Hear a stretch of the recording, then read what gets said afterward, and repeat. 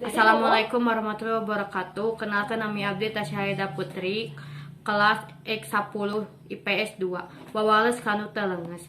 Hiji mangsa sakadang puyuh kacida sediheunana. Sabab anak sadua-duana karek gumilang teu aya dina sayangna. Padahal candila di parabanana. Sabot indung jeung bapana puyuh kaluar tina sayang rek neangan dahareun keur anakna. Ari balik anakna geus teu aya, nu aya ngan saukur geuti ucrat acret.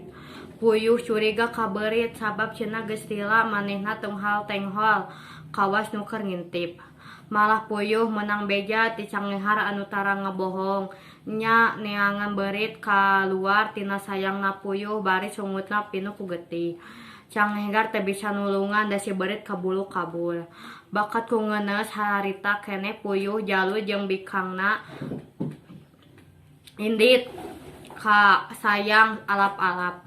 Keur kitu teu kanyahoan di kalayang alap-alap nu ngincer beurit ti kamari seot nyamber beurit nu geus jadi bangke.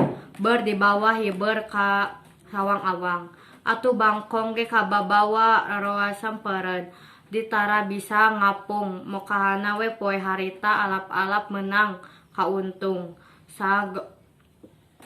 Sanggeus makamberit nu sakitu lintuhna bibiasana ku bangkong hejo.